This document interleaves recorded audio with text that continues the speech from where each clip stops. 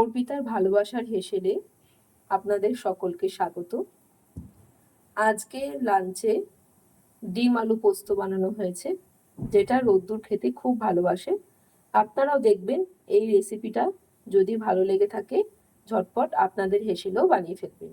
এটি আমার এক ঠাকুমার বানানো রেসিপি, যেটা ছোটবেলায় খেতে আমি খুব ভালোবাসতাম। ডিম আলু পোস্তটা বানানোর জন্য আলু পোস্ত যেমন আমরা করি সেই রকম ছোট ছোট টুকরো করে আলুগুলোকে কেটে নিতে হবে। তারপর ভালো করে 4-5 বার ধুয়ে নিতে হবে। এরপর কড়াই গরম হয়ে এলে তাতে কিছুটা সর্ষের তেল দিয়ে নিতে হবে। তেলটা গরম হয়ে এলে তাতে একটা ডিম ফাটিয়ে দিয়ে দিতে হবে। ডিমটা ঝুরি ঝুরি করে ভেজে তুলে রাখতে হবে। এই ডিম পোস্তটা আমার এক ঠাকুমার হাতের রান্না, তাকে মাম্মাম বলে ডাকতাম, তিনি এখন নেই। মাম্মামের এই ডিম পোস্তটা গরম গরম ভাতে মেখে খেতে আমি খুব ভালোবাসতাম। রোদ্দুরও এই ডিম পোস্তটা খেতে খুব ভালোবাসে। ঠাকুমা দিদুনদের স্বাদের রান্নার স্বাদটা একটা অতুলনীয় হয়ে থাকে। ছোটবেলায় আমরা সেই স্বাদ অনুভব করেছিলাম, আপনারাও নিশ্চয়ই সকলে অনুভব করেছেন। তো সেটা তো আর ফিরে পাবো না, তাই নিজেরা ওই রকম বানানোর চেষ্টা করি, কিন্তু কোথাও না কোথাও অসম্পূর্ণ থেকেই যায়, কারণ ওনাদের মতো রান্না হয়তো আমরা করে উঠতে পারবো না।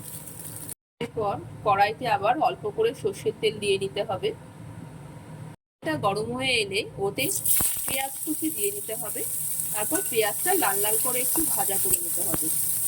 পেঁয়াজটা লাল লাল করে ভাজা হয়ে গেলে ওতে কেটে রাখা আলুর টুকরোগুলো দিয়ে দিতে হবে। আলু ভাজার মধ্যে পরিমাণ মতো হলুদ দিতে হবে, একটু জিরে গুঁড়ো দিতে হবে, ধনে গুঁড়ো দিতে হবে, স্বাদ মতো নুন দিয়ে দিতে হবে। তারপর এটা কিছুক্ষণ লাল লাল করে ভেজে নিতে হবে। আপনাদের যদি অর্পিতার ভালোবাসার হেসেলের ঝটপট রান্নার রেসিপিগুলো ভালো লেগে থাকে তাহলে প্লিজ এই রেসিপিগুলো লাইক, শেয়ার এবং কমেন্ট করে দেবেন, আর আমার চ্যানেলটাকে সাবস্ক্রাইব করে নেবেন। আলুগুলো এইভাবে লাল লাল ভাজা হয়ে এলে একটু জল দিয়ে দিতে হবে। 5-7 মিনিটের জন্য লো ফ্লেমে ঢাকা দিয়ে রাখতে হবে। যতক্ষণ আলুটা সিদ্ধ হচ্ছে ততক্ষণ কিছুটা পোস্ত, একটা লঙ্কা দিয়ে একটু বেটে নেব। আপনারা এটা একটু স্পাইসি বানাবেন, কারণ স্পাইসি খেতে লাগে। যেহেতু রোদ্দুর খায় তাই আমি একটার বেশি লঙ্কা তরকারিতে দিতে পারি না, ও একদম ঝাল খেতে পারে না। দেখি আলুটা সিদ্ধ হয়েছে কিনা। আলুগুলো একদমই সিদ্ধ হয়ে গেছে। এবার জলটা একটুখানি শুকিয়ে যাওয়ার জন্য গ্যাসটা বাড়িয়ে দেব। এরপর বেটে রাখা পোস্তটা এর মধ্যে দিয়ে দিতে হবে। এরপর স্বাদের ব্যালেন্সের জন্য একটু চিনি দিতে হবে।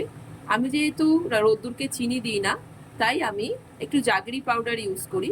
আপনারাও চাইলে করে দেখতে পারেন, খুব হেলদি। আলু পোস্তটা অনেকটাই ভাজা ভাজা হয়ে গেছে। এর মধ্যে আগে থেকে ভেজে রাখা সেই ডিমের টুকরোগুলো দিয়ে দিতে হবে, দিয়ে এটাকে আর একটু ভেজে নিতে হবে। আলু পোস্ত রেডি হয়ে গেছে। আজকে লাঞ্চে এই ডিম আলু পোস্ত দেখে রোদ্দুর খুব খুশি হবে, সেটা আপনাদের সাথেও শেয়ার করবো। নাও খেয়ে দেখো তো আজকে কেমন হয়েছে।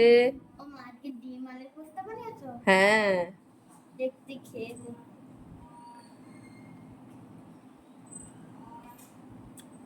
দারুন। আই লাভ ইউ মা।